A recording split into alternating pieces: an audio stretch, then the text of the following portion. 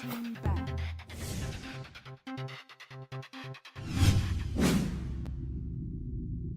Radiant team ban.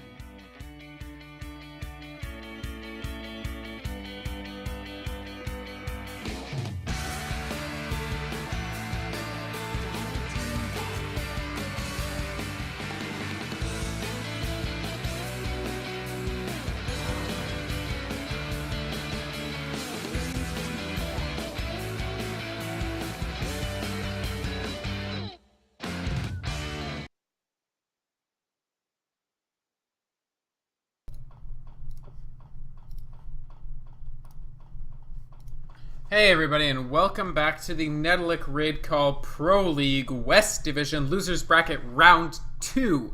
We just saw Shitbirds take one over Meanix, so North America defeated South America in the first of 2 games of the day. And now the question becomes, will that pattern repeat itself, or will South America take one back? With Netolic.SA, the Peruvian team, coming down from the winner's bracket after losing 2-1 in their previous round to Dust Gaming. And Root coming through the losers bracket, actually beating Fnatic in Fnatic North America in an absolutely crazy comeback game that you guys should absolutely watch the VOD of. This is the Netolic Raid Call Pro League. Our primary sponsor is Raid Call, the voice over IP program. You should absolutely check them out at www.raidcall.com. Raid Call Channel 2013, that's 2013, just like the year, is having giveaways all throughout this tournament, as well as having the opportunity to discuss the games with friends from all over the world. You guys can check that out. This is, of course, your official English stream, Netolic TV, twitch.tv/NETOLICTV. I am Vykromond. My co-caster will be joining me for this game. El Presidente, how you doing? I am doing well. All right, talk to me about this draft. Gyrocopter first pick is actually a little bit strange. You generally don't see him being picked up this high priority. That said, it's still going to be a very strong hero, especially against the Lifestealer. Gyrocopter very strong against the Lifestealer because of the kite ability provided by his call down. In addition, if he can find any target, he doesn't have to be near the Lifestealer to do damage. He actually has quite a lot of range. In addition, he generally builds Shadow Blades, makes it very hard for Lifestealer to lock on to the Gyrocopter. On top of that, the Presidente Shadow Demon pick already kind of puts a nail in Lifestealer's coffin. Not that he actually has 10 one. seconds remaining. Isn't he a zombie? I don't actually know what the Lifestealer lore is. His lore was he was imprisoned, he ends up eating somebody, and he breaks his way out. And he has like a split. He hears a voice inside of his head, who he calls the Master. Okay. Implied to be the player, basically. Very fancy. Very fancy I know, indeed. Right? So you would say Root, I don't know, I feel like Netolic.SA haven't really drafted a convincing Gyrocopter counter yet, so this first pick Gyro may actually pay off for them. I do like the Shadow Demon pick too, I gotta say, it's very, very strong. Both against Lifestealer and just as a general support option, he's so good. Yeah, absolutely, and it's just so strong against the Lifestealer as well. It makes it very hard for Lifestealer to be super duper productive. That said, with the Keeper of the Light, it's a hell of a push that you have to deal with between Keeper of the Light and Nature's Prophet. Oh, also on that Dota metrics thing, Keeper of the Light ranked by far the lowest on how much creep score you need to win the game. Yes, that is true. It's He's the least 4.2%. farm to win generating hero in the game. Was like a 4.2% to 0.5%. That is a hell of a jump. But it's because unlike most supports, Keeper of the Light actually can farm very, very easily. He can clear out creep waves. Really like no other support can, just because Illuminate is such ridiculous damage. We do see the Bane banned out by Netolic.SA, so they really don't want that Lifestealer locked down any more than he's already going to be. I really like the Storm Spirit ban coming out of Root, though, because as it looks like, Root currently lack any sort of strong, hard single disable. So Storm Spirit would have an absolute field day with their particular lineup. In addition, actually very strong against Queen of Pain, or vice versa, depending on who gets their Orchid first. It does become a game of who will be able to score that Orchid and silence the other one out earlier in fights. We've seen that that grudge match a couple of times in this tournament. I think we saw a game like that, not yesterday, but the most recent set of games that we watched was a Queen of Pain versus Storm Spirit. I can't remember what the matchup was, but it was certainly interesting. And Rubik, the final ban, so... Netolic.SA, of course, both teams sort of need one more support, unless Root do end up drafting up that Gyrocopter as a support hero, which is fine, but then it's sort of like, why did you bother taking him first if you're just going to relegate him to a support role that he's not bad at, but it's not his forte. Absolutely, but Gyrocopter does work best in multi-core lineups. Just because of his very nature, he works very strong in the mid game. So when you play him to his strengths in the mid game, he won't get as much farm as you need to. So if you do have a secondary 1 role to really farm while Gyrocopter is wreaking havoc, that's really where Gyrocopter shines. And then he will do fine in the late game as well. Sure, but the thing is, they're going to have to be very careful about how they lane that if they want to add another core hero to this lineup, because they have the Queen of Pain essentially locking up the middle. They could try to get another mid-hero, but there have been quite a few banned out. The Magnus, the Nyx Assassin, potentially. The Bat Rider, obviously. Puck, Storm Spirit. If they wanted to put the Queen something like solo safe and then Gyro in a tri-lane, they'd have to find a mid-hero that they'd be happy with. And I'm just not sure about actually shoving another core hero into this lineup. Though the other one that I would think would be a shoo-in would be Lone Druid for the solo hard or something. Or even for the solo safe with the Gyro tri-lane, but... Who do you actually think they could draft up that would be able to comfortably find farm somewhere on the map? If they need an offlaner, I could see Clockwork being picked up. Sure. But again, this isn't a core. He's not going to do a lot for you with farm, but... I still feel smart for saying Clockwork. No, definitely good. Good work. You said it you got it just under the door too before it actually closed. I know, man. We got to start keeping a tally and see who wins in these who can draft better. Well, I don't know. I think I'd be ahead. It depends on whether you get penalized for wrong 10 guesses. seconds remaining. Oh, that would be bad. That would add a totally different element to it. And Crystal Maiden, talk to me about how this fits in. Okay, one, I don't actually think Crystal Maiden is going to be the best support for this given matchup because she is so freaking slow at 280 base movement speed, actually tied for the slowest hero currently in Dota 2. Which is with Invoker? Yes, but Invoker doesn't really count. Invoker has Wex and usually builds phase boots, so... Right. That said, it does work pretty well with seconds Lifestealer. It doubles up on mana battery, which is always nice. You have the 2 mana batteries in existence in this game. That said, the Freezing Field is pretty underwhelming as an ability. It doesn't do a lot of damage, or it does a lot of damage based entirely off luck because the explosions are pretty randomly oriented. And the radius is huge, so it's hard to really do a lot of damage with it. On top of that, it's basically a big let's go kill the Crystal Maiden button because she's not exactly very sturdy and it's not very hard to interrupt it. So sure, but I think she's going to be riding Lifestealer's coattails primarily, right? And it does give a lot of opportunity for Ben Haas on Lifestealer to hit targets. I mean, Crystal Maiden's total pseudo-disable time is really, really long. I mean, this Crystal Nova starts at 3.5 seconds of substantial slow, and the Frostbite gets quite long as you level it as well. This is absolutely true, but in my opinion, I think Crystal Nova is second max because the slow doesn't scale at all, and if you couldn't close the gap in 3.5 seconds... There's a grudge match right there, though, but if you couldn't close the gap in 3.5 seconds, it's hard to say whether or not you would have gotten it in 5, you know? Sure. So, that said, this lane would be difficult to go up against. The only problem with freezing Frostbite as a whole is that it doesn't prevent the casting of spells in any way. Sure. You know what else I would have liked instead of Clockwork? Timbersaw. How do you think Timbersaw would help them here? Oh, Nature's Prophet would never, ever get a good disable with Sprout. I mean, okay, but there's other ways to remove Sprout besides Timbersaw. I thought you were going to say instead of Lina, get a Timbersaw. We did see Zenith run Timbersaw as a support successfully, and Clockwork Timbersaw is a pretty incredible combination, actually.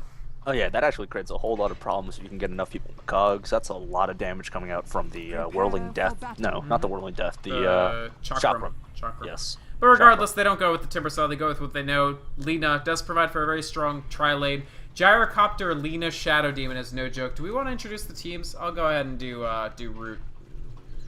So, Tri-lane going to be composed of Monkeys Forever, their carry player on the Gyrocopter. They're running with a few stand-ins today, so we will have Rolo on the Lina and Fun on the Shadow Demon filling out that tri-lane. We do see them as 5, maybe try and go for a defense of the First Blood, since Crystal Maiden lineups very frequently go for that First Blood, so Root want to defend themselves from the potential of that. Plox will be on the Clockwork, probably on the solo lane. And finally, they will have Loklock LL on the Queen of Pain in the solo lane. Sorry, in the solo mid.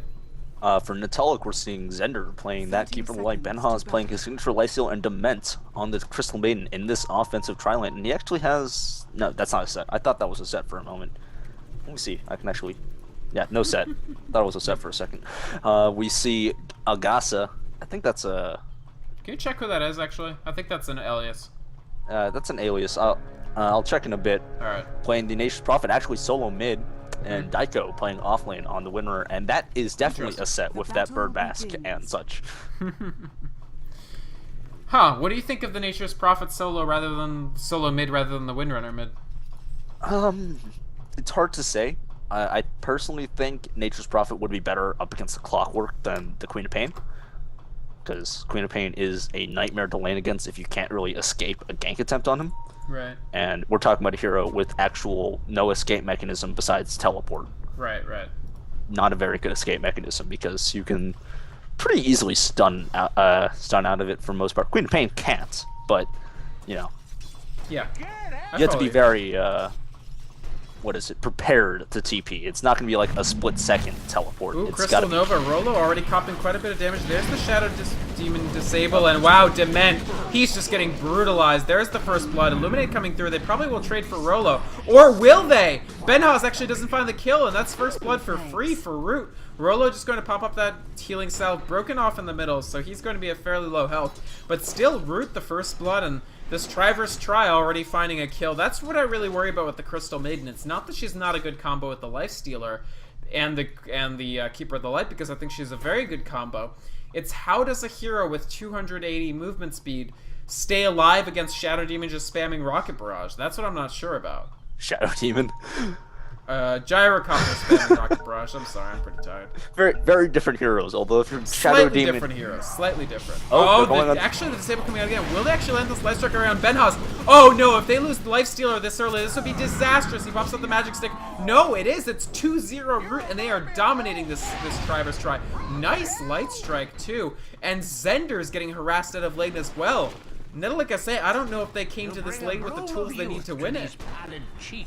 yeah, that is the biggest problem for Crystal Maiden, because she is so slow. If she dies, it takes her forever to get back to lane. Oh no, Disruption again. They will land the light strike. The Soul Catcher is up, and this Rocket Barrage. I think they need to abandon this lane sooner rather than later, El Prez. Am I right or wrong? They need to leave. Actually, probably right now. This is already awful. I think they should just leave Zender down here. Flox traps himself in with Daiko. I'm not sure this was such a great idea. I think a power shot is enough to take him down here. Netolic.SA, they rotate. Did you ever figure out who Agase is? No, I did not. I should ask, but I can't. And just my just Dota look at his Steam profile. Does it tell you aliases from there? Yeah, you just click the little arrow next to their name. Mm, Benhaus, he will be reconnecting. I will also be reconnecting. Yeah. Alright, fair enough. But Daiko, it looks like he's picked up the kill here. So Plox, I don't know why he went in. I think this was a little overly aggressive. There is the possibility always of a Nature's Prophet coming in, and that actually helped Daiko stay alive, because whoever Agase is, he popped off a Sprout, they chained that up with a Shackle, and as long as this power shot lands, I can't see Plox living. Sorry, what? That's Moonra. That is Moonra, okay. So their usual mid player, Moonra, actually taking up the Clockwork on the solo lane. That's interesting. His Fox... I don't know if Floxbox is going to die here. That requires... Wait, what the hell is wrong with me? Moonra is on the Nature's Prophet, and he was in the mid, so that's extremely normal. Floxbox, meanwhile, is on the Clockwork and has nothing to do whatsoever with Moonra, who's on Netolic. I do apologize, folks. That was... At least I fixed that snafu relatively quickly. If Floxbox is really lucky and he does not try to power cogs, he might be able to get out alive. If the power shot hits, he's dead. Oh, yeah, no, he's... This is actually, like, the worst predicament for Floxbox. Yeah, the power shot would have to be off by about 30 degrees or more to actually miss.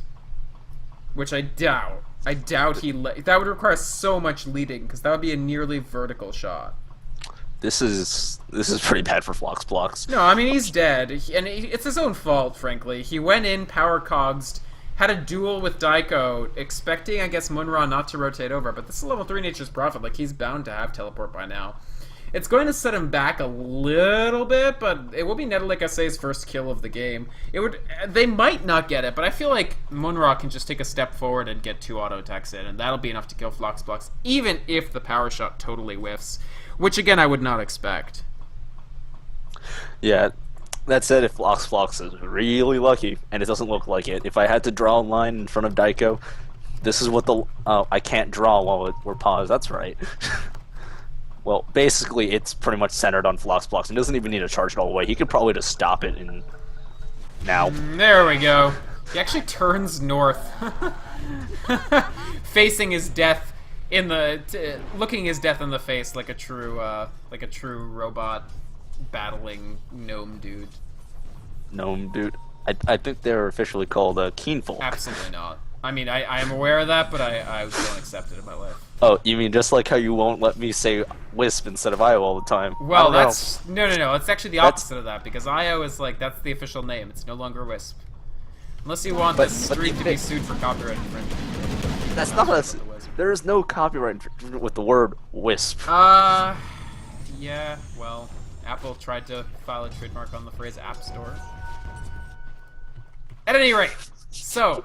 Fun, rotating over. Root, I think they're going to try to amass more kills. Right now, the lane is all the way back, so it's towards Netolic.SA, but it's coming up. I mean, they're managing this lane effectively.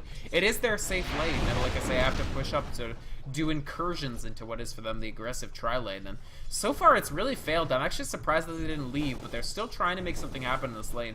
It looks like Benha is just trying to steal a little bit of this jungle, but there's the disruption, actually. Will they get the Soul Catcher? No. It just looks like they just disrupted. And Fun walking towards Benha's may not have been the finest idea of his life. He's taking quite a bit of damage, but not enough. I mean, Benha's only level 2. Monkeys Forever, actually, already level 4, so they're forced to flee once again. And this Crystal Maiden, this is a level 1 Crystal Maiden. It's a level 1 Crystal Maiden with 280 base movement speed. Fun has boots. More like, oh boy. More like Crystal Melton, if you ask me. Crystal Melton? We might actually hear that line, actually, because we have a Queen of Pain on the board, too. Yeah, not only that, but we also have, like, the world will burn in fire, Lena on the enemy team, so... Yes. So far in the sister battle, the Lena side definitely winning out this game. I mean, here's the issue for Netolic and why I think they can't sustain this tri-lane for much longer. 2-2-1 in levels to 4-3-3. This is only going to get worse. Their solo lanes are doing fine. I would actually say their solo lanes are very competitive. But this tri-lane, this is kind of a catastrophe in the making. Once you start weighing each tri-lane against each other, Clockwork is going to be more effective against Lifestealer than Windrunner against Gyrocopter. Well, Shackle could be very useful. Yeah, but assuming we do get a fast BKB on Gyro, which I could see. Sure. Maybe he would pass on it just because there isn't that much magical damage. But there is a lot of things that would prevent him from right-clicking. The Shackle Shot. Right. Technically, the Sprout, if you get a good one. Yeah. That's weird, really. And the Frostbite. Flox These are all Blocks in trouble yet again. There's the Shackle. Nice Shackle, actually. It came before the Sprout, but they did get that pick off. So, like I say, they're finding kills. I feel, again, I would say their solo lanes are doing fine, but the tri-lane's really in trouble. And at this point, Root's they're seeking to pincer Daiko. Sorry, they're seeking to pincer Munro when he returns to the middle. Right now, he doesn't seem to feel like returning to the middle. It looks like he's going Midas. Yeah. Let's see. Monkeys? No, Munra. Munra. Let me see. I haven't been really paying attention to Munra's progression, and I'd say probably. Unless we, I don't know. There was that. Call for him. I think there was that Dota metrics thing that said that generally games with Nature Prophet rushing mechanism end earlier and win more often. It wasn't Dota metrics. It was a Team Liquid article about some tournament. I think about doing that. Ooh, there we go. Yeah. Soul Catcher. Not enough. Benhaz walks away. Fun having to retreat from this badass Crystal Nova from the now level 2 Crystal Maiden. No problem. And Munra now that he sees the support south, feels safe to return to this lane. So very good instincts from him. He may not necessarily have seen the root supports coming, but he knew that they were missing, and so didn't return to the middle since that was their most likely target. I like that a lot, frankly. And Ben Huz, honestly, has been doing a little better. He's up to 17 last hits, feeling a little more confident in this lane. Low of 4. I don't know what I think about this two rank feast and only 1 rank rage, because this is such a dangerous magic lane, but The way this kind of implies that Ben Haz will be going off into ancient camps earlier. Generally speaking, when you want to farm ancient camps early, you got max feast early. And that's really the only reason why Sealer should be jungle, because you can access ancient camps earlier than other typical farmers. Sure. That Like said, I say, they're going to seek to turn this around on Rilla if they can get the open wounds. If they can get the open wounds, there it is, but he doesn't rage in time. The disruption response, lots of damage thrown arms of fun, and actually, Monkeys Forever, did he overextend here? They need a Crystal Nova or something from the Crystal Man. Oh my god, that Rocket Barrage does a lot of damage. But Munra is in. They find the pickoff on Fun, and actually in the back, I think Fun actually, yes, he moved through Rolo on his way to Fun. So Munra, not a double kill, but Netolic.SA, they find themselves up a kill. So this Nature's Prophet, Root aren't really integrating him into their combat math, and he's messed up a couple engagements now for them. Yeah, this actually puts Netolic ahead a kill, which is good news. It's really coming down to Munra being on the ball with that TP. Actually, so much on the ball, he is maxing that first. He has 3 points in it over. Even his Nature's Call generally max first, and I think that's the right call given the mid lane. And the fact is, he's even maxing Sprout over Nature's Call, so this is an ideal. Oh, nice hook! They will catch Daiko out on that. There's the Soul Catcher, probably a dead Daiko, I would say. If only that Shackle had latched, that would have been one story. But unfortunately, it did not hit Flox and Fun, and so Daiko most likely copying a death here. This will equalize the kill count.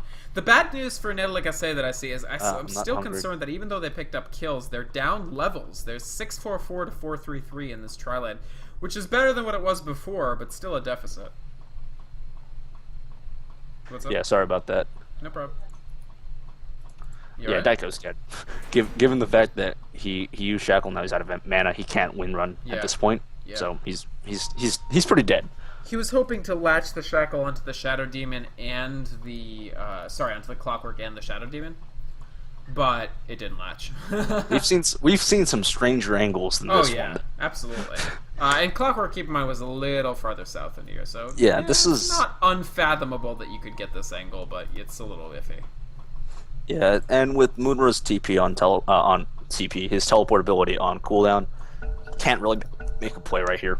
No, absolutely. This is a dead Daiko, and this will equalize at 4 to 4. Actually, there's the disruption, but he doesn't have mana, so he won't get away from this. There's no way. Yep, Rockets to pick it off. Flox finally getting on the board. He was actually 1 and 2 there, but that does improve his position. Does actually get a little bit more XP for Shadow Demon as well. We see Fun hitting level 5, and that Purge is going to be a pretty big deal in this game. Yeah, especially because if we look at the levels, Shadow Demon's on par with Ben Haz almost. Yeah. Actually, a little bit ahead, which is a huge problem. Because Fun, Purge, real nasty, especially on a team that's pretty slow. Right, exactly. Looking at you, Dement. Right. I don't think they would necessarily pop Purge on Dement except as part of a gank, but in a team fight, probably not. Luckily, the cooldown on Purge is really short. LL hanging out on the high ground. He wants to jump down into here and maybe pick off Munra, because Munra has been the good news for Netolic.SA. Pretty much, he's had a hand in every single kill that Netolic.SA have put on the board, and he's been the primary driver of most of them. But here they go. They're going to try to pick him off. Good Light Strike array, and this Sonic Wave picks off that Nature's Prophet. And here today, gone tomorrow. They get the kill on Lone Lock. It's actually his first kill of the game. Lock, sorry, and that's an important kill, frankly. Stop that Nature's Prophet from really taking control of the game. What really hurt about that is that's also Hanamitis is off cooldown. Ooh, that sucks. Oh, actually, Monkey's Forever in a little bit of trouble. He breaks the call down. Ben Haz is going to stay in here, but there's the defensive disruption. And actually, he probably stayed in too long. Yes, he gets brought down. So, really costly dive there after just trying to sort of earn an advantage. Munra, he was threatening to jump in. He's threatening to jump in again. Rolo and Flox are here. Will they get shackled? There's the Treants. There's the shackle. It will latch. Sprout actually pushes Windrunner out. The power shot goes through, and Illuminate will finish help finish that off. Rolo throwing out a Light Strike Array. It doesn't land. Actually, one of the first Light Strike Arrays I've seen not land from Rolo this game.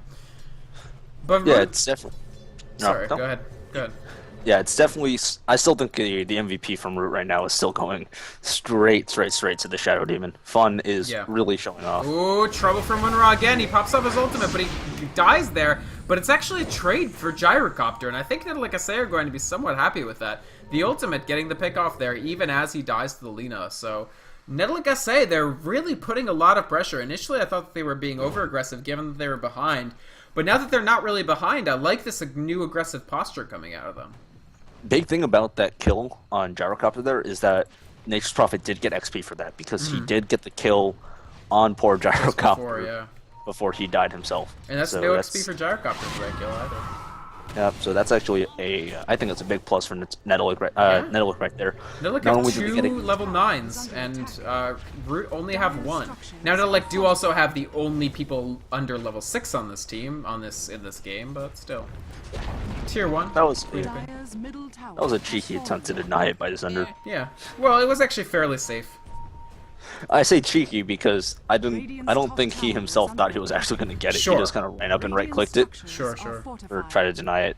You can't actually, even with right-click deny on, do that. Right. Which makes me sad. Oh, but there's a big smoke game coming off on Daigo. Yep, Daigo, he's going to have to, he's going back to the, oh, he walks into the jungle. This might spell his doom. Will they get the disruption off? The purge comes through. Interesting. They're going to try to bomb him from inside. Oh, not quite. But Low Clock might be able to get this. Daigo going to juke off into the trees, and this might be an overextension for Rude. Low Clock, he can blink out of this. What's his blink?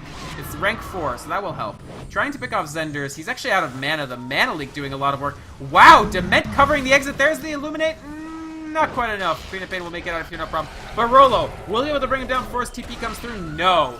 Good escape from Root there. A potential overextension, and they managed to save themselves. Oh, Moonrock hitting the high ground. Low Clock. No. With barely any HP, Queen of Pain makes it out. Netolic had to think that they had more of a punish coming than they got. That was probably a huge disappointment for Netolic. They were able to prevent any deaths on their own side, so that's a big plus. But the fact is, Root are going to feel a lot better about that, knowing that even though they overextended so much, there was nothing Netolic could do to punish them for that. Good escapes, honestly, from Root.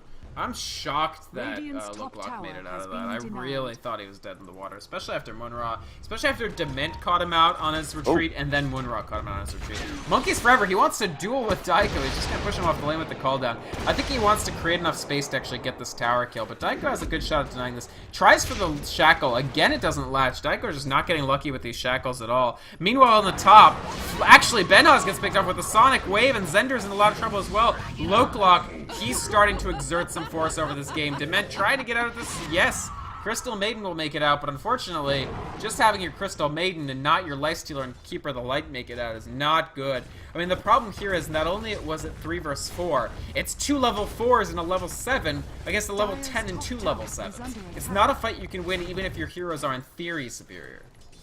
Yeah, not only that, they're losing this tower as well. Yep. And honestly, that was a fantastic hook shot by Floxblox. A little bit not as good power cogs. He didn't actually get Benhoz inside of his own power cogs, but ultimately did make the difference because Benhoz still ended up dropping, even if it was underneath this tower. Yeah. I mean, I just love watching Clockwork's model with the little sticks of Forever, dynamite. big call down. So much damage getting thrown out against Munra here. They're sort of underestimating this call down in my opinion. Rockets, almost dead Munra, but they won't be able to find the chase quite enough. Do they actually have hookshot for Clockwork? They do. If Clockbox lands a big hookshot here, no. Daigo, I think, made it out. Looks like Munra's made it out as well, so no problem for Netolic there. But they are going to lose this tower, more likely than not. It's going down pretty quickly. Keeper of the Light Illuminate comes through, but again, level 5 Keeper, only rank 2 Illuminate. He doesn't really have much. The hookshot doesn't latch. But he can't really push back a tower just by the virtue of the fact that his Illuminate isn't doing enough damage yet.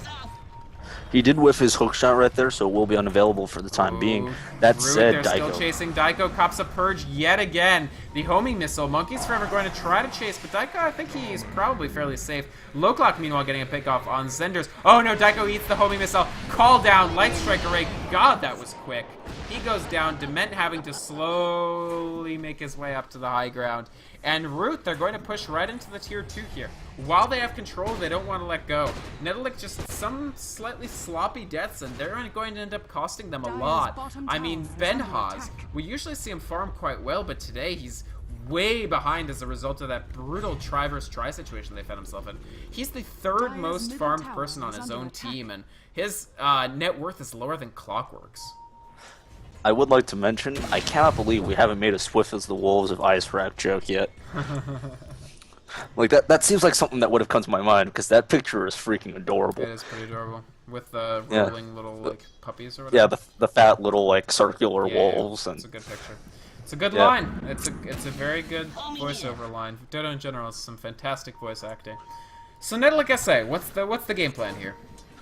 They gotta get Benhaz some farm. That's the real problem. They do have a secondary option with Moonra. It's not that Nature's Prophet scales well, it's just that he happens to get items ridiculously fast, and he's actually looking very, very close to his Orchid if he chooses to go for it. I'd say go for it. That's 25 int or 25 damage, plus I think 30 attack speed. It's a lot. Daiko's on the hunt. Nice light strike. God, Rolo on point with the light strikes. Meanwhile, in the middle, Floxbox, he's cogs himself in. Excellent body blocking with the tree and Munra. Still the only good news for Netolic. They will finally get Floxbox, and it looks like Fun going to get brought down. No! The light striker rate of return. Sonic Wave. Benhaz taking gobs of damage. Monkeys Forever is in. Zenders will get picked off. 2 for 1, not a worthy trade. Benhaz, they need farm on this guy, and they still don't have Armlet or aren't even that close. Phenomenal play, again, coming out of Fun. That was a clutch disruption that kept Clockwork alive. I think enough for one more rocket flare before he finally dropped dead. But, hey, that's still 200 more damage than that would have normally happened. Yeah. So, phenomenal play. They're also, Root are starting to stack this Ancient, so that Monkeys will be able to take that out. Yep. He's got his Yasha. Do you think it's probably still going to be a BKB next? Honestly, it's debatable, just because Netolic don't have that much magical damage, and they're only lockdown. They have 2 lockdown that would work with a BKB. Like, a good Nature's Prophet would be able to just, you know, even with the BKB on, still get them inside of the Sprout. Sure, but there's Shackle Shot, both Crystal Maiden things, I don't know, Open Wounds even. Well, one of the Crystal Maiden things is slow, so whoop-de-doo. Yeah. That's not really the biggest deal for Gyrocopter if it would have gone Manta. Of course, in this case, Lifesteal has no damage, so... That said, I think Manta's a little bit better, because that automatically cuts off half of the disable that Crystal Maiden packs. Or technically all of it, and then he only has to worry about Shackle Shots. And I think that Root are confident enough that they don't really need a, what's the word I'm looking for? A contingency plan for Shackle Shots. Yeah, Security Blanket's much better. I don't think they need it for just stat, because frankly, if we look at Netolic's lineup, they don't have that much damage. Sure. So it's debatable whether or not they'd even be able to burn through a Gyrocopter with a Manta. Right. So yeah, maybe Manta. And the other thing is, Netolic actually do have the mechanism, which Floxbox hasn't quite reached, because he does have the most deaths on his team, I think. Yeah, 4 deaths. But here's what they do have. A completed Scythe of Vice on Queen of Pain in just about 2 seconds. And that's a big deal, because Benhaz, he does have rank 3 Rage now, but they could Scythe of Vice, for instance, Munra, who's been the big bright spot for Netolic this entire game, and he's just going to be effectively taken out of a fight that way. Actually, it's the fact that he got a Sheepstick over an Orchid is going to make this fight a lot better for Root, because Moonra did pick up a Shadow Blade. Right. So, Orchids don't do jack against Shadow Blades. Right. So yeah, I think the Scythe of Vice is going to be absolutely excellent, and it's this 5-0-2 that's helped him do it. I mean, he's really contributed a lot, and as a consequence has this sort of abundance of gold. He's the most farm person on the map as far as last hits go, and Lokalok also has the most kills, so he's just been able to get the farm necessary to go straight to that Scythe of Vice and not have to worry about an intermediary Orchid position. And that's gotta be, if you're Netolic.SA, you're pretty scared of this, because the issue is, even with Armlet, Benhaz is so behind the curve on levels. He's 4 levels behind the most leveled person on the map. Like, forget the supports. Your carry needs some levels, man. Yeah, that's actually a huge problem, especially when you consider... they're gonna jump on Rolo, so this will be a free kill, more or less. But... it's something. It'll help. It's actually, wow, that's Benhaz's first assist all game. Jeez That is Louise. awful. I'm gonna be honest, that is quite awful. Not only has Benha's been dying a lot, only 1 assist. The guy's name is Lifestealer, and the first life he stole was at 20 minutes in. He didn't even quite steal it, someone else did. He participated in the theft thereof, so it would be like burglary of souls and of life in the second degree life stealing. Exactly, second degree life stealing.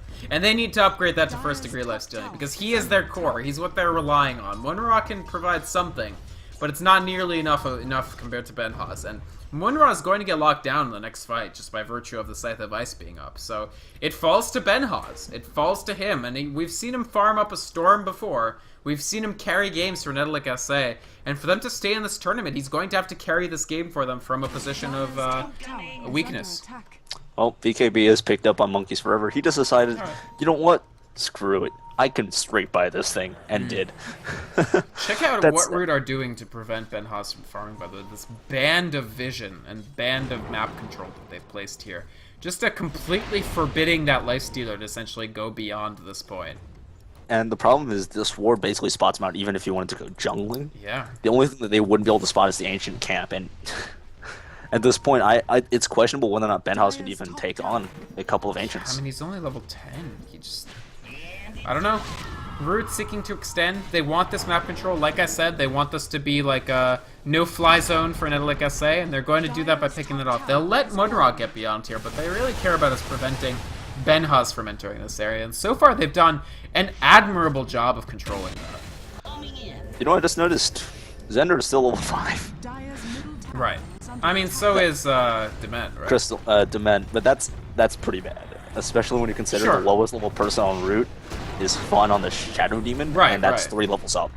No, I mean, definitely, but I feel like, oh, nice Shackle to Latch. They might get Rolo. Maybe they decide not to pursue it. And unfortunately, this could be another tower in the time that they spent dithering about this. Monkeys Forever, he is low, so they're not going to pursue this quite aggressively. He does have Tranquil Boots. It's rare these days that we see the Tranquils on the Gyro, but they do provide you that extra little bit of heal and Urn to follow. Urn is such an excellent item, so underrated. Oh. Hook shot coming right through Dement onto a creep, and Dement will go down. Here's the call down. Monkeys Forever, he is BKB'd. Lifestealer is infested into a creep. Benha's will walk out of this, but they lose Dement, they lose Zenders, these level 5 supports not being able to stay alive too well. And Root, they take the tower, and they take a couple more kills, and they add them into their little gunny sack. It's looking like they actually might be going for a Roche next. Might be, maybe. No. It'll be good for Monkeys Forever. No, they are, I think. Yeah, they are. And also, big news for Monkeys, he's also getting his ultimate orb, so he's only 700 gold away, at least after this Roche kill minimum. He's supposed to assuming he doesn't. Yeah, that's a Mantha style, and that's a big deal. He won't have to be as concerned about the Crystal Nova. He won't have to pop the BKB against the Crystal Nova. Hell, I'm concerned if he... But I don't know what they can do. I'm concerned if he actually needs to pop a BKB at all, because the Shackle latches on someone else instead of him. He doesn't need the BKB. There's not enough damage. He doesn't want to get slowed. He wants to get chase. I don't see any reason why not. I don't think they think that this is going to last long enough for him to his BKB to even go down to 5 charges. Yeah, this is absolutely the case, but that said, it's still Monkeys Forever, and he moves fast. He moves really fast. That Yasha. Definitely. I mean, Netolic.SA, they've adopted a defensive posture. I think this is their best bet, with the one giant caveat that Lifestealer, Benha's, he's so important to their plans, and he's still so underleveled. He has actually caught up a little bit. He's now in the pack of non-cores, basically. So he's hit level 11, equivalent to Daiko, Rolo, and Floxplox. But he needs more than that.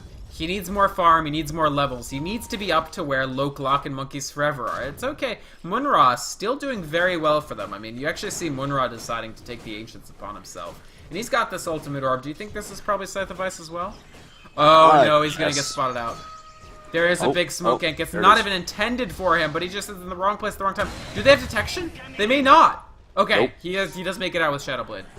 So that actually ruins Root's attempts to flank up the Benha's again. Actually, they're running back in. Ooh, there's the ultimate from... Actually, fun. Wow, he's aggressive. Will this actually result in anything? Daiko comping a ton of damage. Rolo picking you off with the ultimate. Floxplox, he's actually still stuck in his own cogs, but Monkeys Forever has come in. He's flat cannoning. He is going to rocket brush. Benha's is Scythe of Ice. There he goes. Munra trying to make it out of this fight. 7 seconds on a Shadow Blade. He may get picked up by Monkeys Forever before he can pop this. Oh, Lokelock with more damage. Yes. Queen of Pain improves to 6-0-3. And unfortunately, Netolic.SA thought that they could turn that around. And they were so dearly mistaken.